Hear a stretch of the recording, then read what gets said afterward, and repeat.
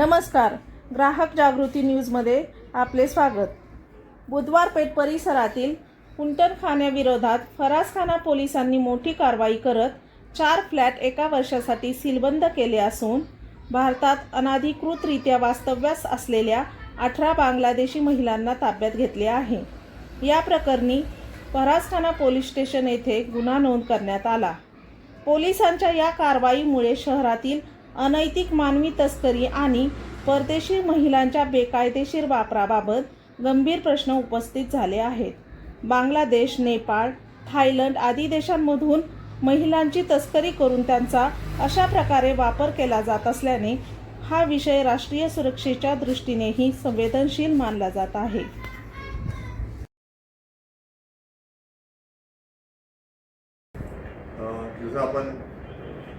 जसं आपल्या सर्वांना इन्फॉर्मेशन आहे, माहितीच आहे की बांगलादेशी नागरिक शोधण्याचं काम हे पुणे शहरात जोरात चालू आहे। त्याच्यामध्ये बांगलादेशी महिला जे बुधवार पेठेमध्ये रहिवास करतात किंवा तिकडे काही त्यांचा जो व्यापार वगैरे करतात त्यांना पण शोधण्याचं काम रेग्युलरली चालूच आहे।